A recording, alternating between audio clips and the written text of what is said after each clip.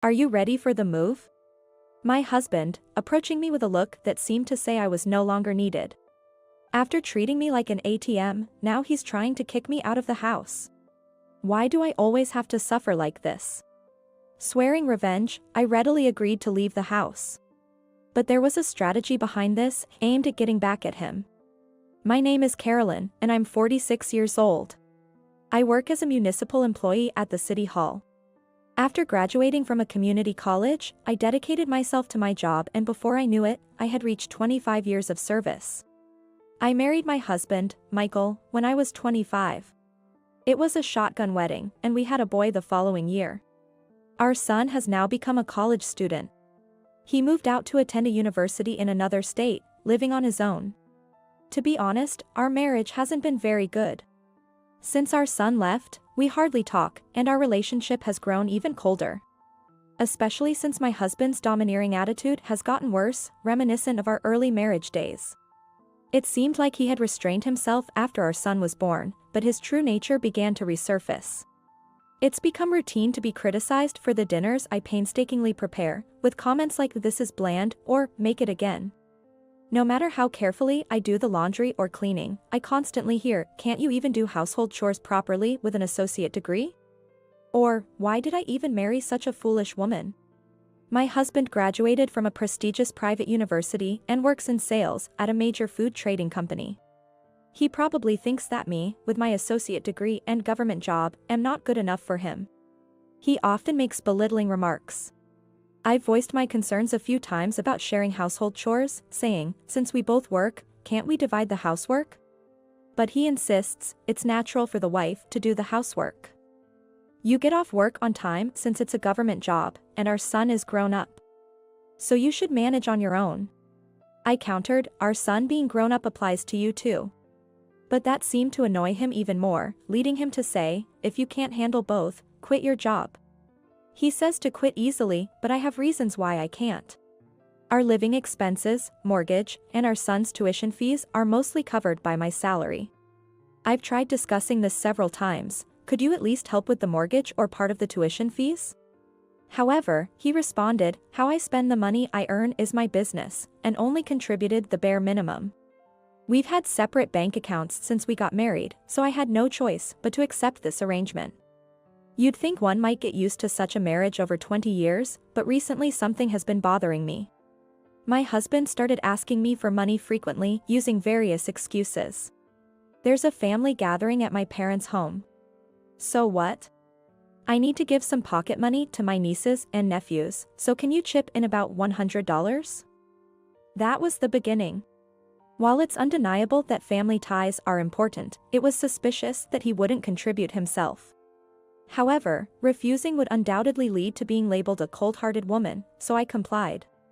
But from that day on, my dad got injured and has to be hospitalized. That's terrible. We should visit right away. No need for a visit, but can you afford $400 for a consolation gift? Or some distant relative apparently got married. A distant relative? From your father's side or your mother's side? Don't pry. I need about $300 for a congratulatory gift, so get it ready. Before I knew it, in addition to regular expenses, I was drained of tens of thousands by my husband. My distrust of my husband grew. Even though he continued to ask for money, I started to dodge and evade his requests. As a result, his mood worsened rapidly, and he began taking it out on me again. Don't you even want to do something for your in-laws? Every time he saw me, my husband would complain. Why do I have to put up with so much? Sometimes, I felt like I was about to cry. Around the same time, I was also concerned about my husband coming home late. There were days when he would come home reeking of deodorant spray, and I even found women's earrings in his shirt pocket. The word affair was flashing in my mind. Coming home late, are you busy with work? I have various obligations like entertaining clients, unlike your cushy government job. His dismissal of my job, which I take pride in, saddened me. You just stare at a computer all day, right? Can't even tell if that's considered work. He would say, laughing mockingly. Don't mock me. There were times when I raised my voice in response.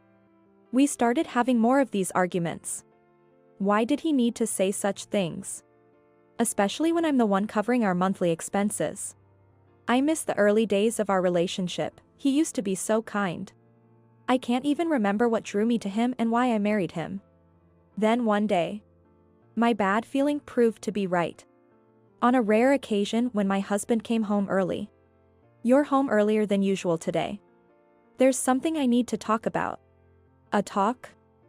I asked, puzzled. Out of the blue, he said, get out of this house.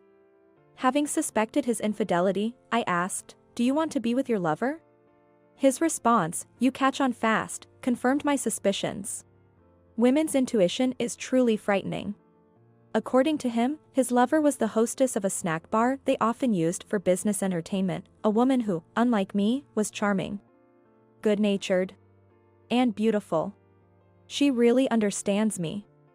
Apparently, she has a child from a previous marriage, so we'll live here together, he said. Sharing details I didn't want to hear. I told my husband, give me one night to think about it, and locked myself in my room. From behind me, his cold words hit, leave as soon as you can. After being treated like an ATM and now being kicked out of the house. The money I was drained of must have been funneled to his mistress. His late returns under the guise of business entertainment might have been lies, meeting his lover instead. Why must I always be the one to suffer like this? Fed up with my husband's unreasonable laziness, I decided to enact a plan. The next morning. Are you done packing for the move? To his sarcastic question, I coolly replied, I'll be out today. My refreshing demeanor surprised him, but he was pleased, saying, finally, I can escape this dreary life. It's better to have a beautiful woman in a home that's just for sleeping, even if it's plain. You lack flair. I'll take all my belongings with me. That's necessary. Otherwise, we can't start our new life. He said with a smug face. By we, he meant his mistress and himself. I told him as a condition for leaving the house, I want a divorce. I didn't want to end as a pitiful wife who easily acknowledged infidelity and just left. I'll divorce this man myself. I pulled out the divorce papers I had prepared for such an occasion. Imagining a future with his mistress, my husband, without hesitation, filled in the divorce papers, saying, consider it done. That afternoon, I packed my belongings and left the house. I feel liberated. My husband declared loudly enough to be heard at the entrance. His good mood and smirking were only for the moment. I submitted the divorce papers to the court, explained the situation to my colleagues, and took a few days off. Since this was all so sudden, I hadn't signed a lease for a new place yet. For the time being, I decided to stay in my son, Alex's place. My face must have looked refreshingly relieved after a long time. As my son greeted me with a relieved smile. It's finally over, isn't it? The real challenge starts now. I'm on your side, Mom. Thank you. The curtain rose on my revenge. A week later, a familiar number called. No doubt about it. It was my husband. Or rather, my ex-husband now. I initially ignored the calls, but they were so persistent that I had no choice but to answer. After taking a moment, I answered the phone only to hear my ex-husband, livid, ranting, hey. What do you think you're doing? Today was the end of the month. The day when various payments were due. What are you talking about? This month's payments. What do you mean?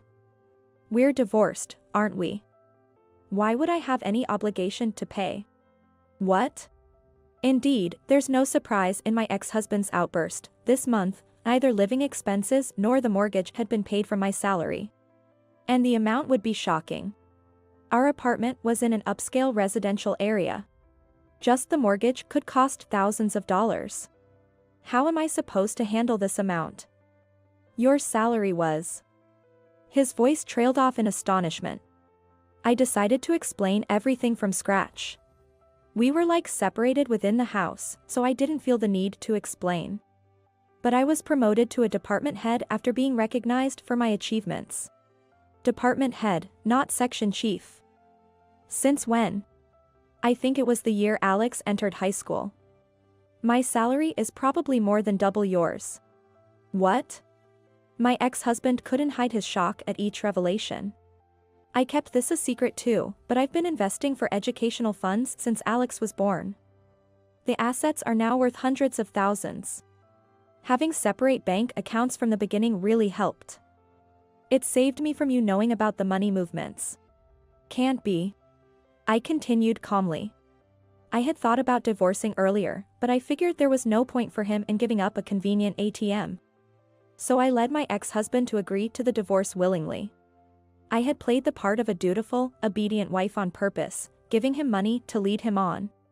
I had told my son about the planned divorce well in advance and encouraged him to attend a university far away from home. All of this was part of the plan. After I explained everything, my ex-husband fell silent, unable to say anything. How does it feel to be countered by a wife you look down upon for being a community college graduate and working an easy government job? He probably never expected me to have such clarity.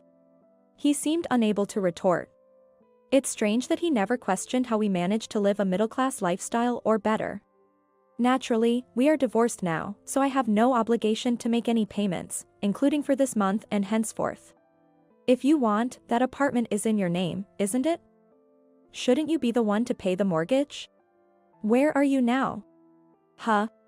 I'm coming to pick you up, so tell me where you are, my ex-husband managed to say after a struggle. I even asked your office, but they said you're on a few days off and didn't know where you are. How am I supposed to live now? He muttered under his breath. And for a good reason, as I had arranged with my workplace and son to disappear from my ex-husband's radar. Of course, I had also informed my parents and relatives. It seems my ex-husband was now at a dead end. You could just earn your own living. Though, with your debts, you won't be able to live as lavishly as before, I said coldly. And I could hear him gasp. How did you know? A private investigator can find out easily. Apparently, my ex-husband had been squandering most of his salary on gambling. He was in debt, and I had been covering the repayments with the living expenses I paid every month. You're foolish to even lavish gifts on your mistress. I'll return the words you once said to me. How could I have married such a fool? My relentless counterattack left my ex-husband speechless again. After a long silence, I was wrong, can't you come back? He suddenly asked in a soft voice. I was wrong about everything. I want to apologize, so please give me your address. I want to apologize in person, he lied. Trying to smooth things over. Since he still hadn't learned his lesson, I decided to reveal 2 more truths to my ex-husband. By the way, have you checked the mailbox? What's this all of a sudden? You haven't seen it yet, have you? There should be a bill for alimony. My ex-husband might not realize, but I never mentioned anything about an amicable divorce.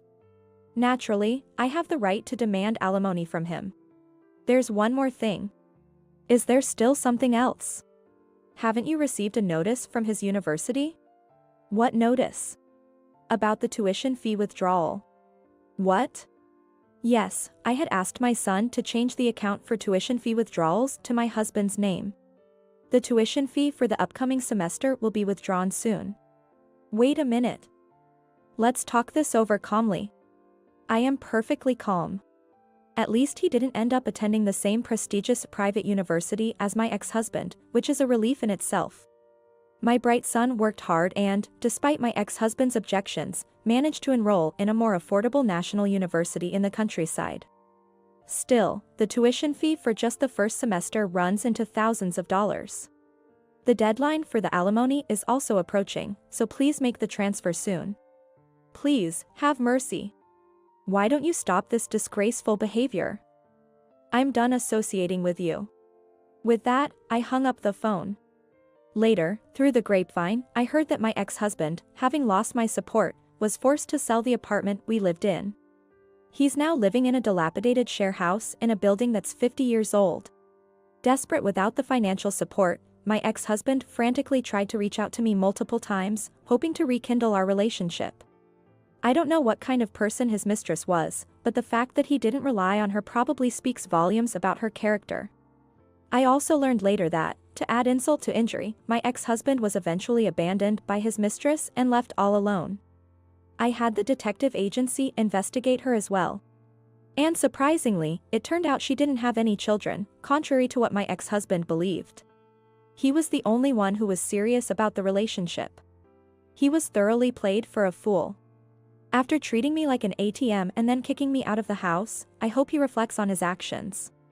Burdened with debt he accumulated himself and the alimony owed to me, he turned to his parents for help. But they couldn't forgive the terrible way he treated his wife and turned him away. Disowned by his parents, my ex-husband now has no one to turn to and is lost. As for me, I'm finally free from the hassle and leading a comfortable life. With the assets from my investments and the alimony from my ex-husband, I purchased a new apartment. On weekends, Alex comes over, and we enjoy some tea and study together. To my surprise, he aspires to be a public servant like me. It fills me with joy to see him studying hard for the National Civil Service exam, taking my advice to heart. I've returned to work and expressed my gratitude to my superiors and colleagues by distributing thank you sweets for their support. This ordeal has reaffirmed my belief that diligence and perseverance are always rewarded in the end. I plan to live by this principle moving forward.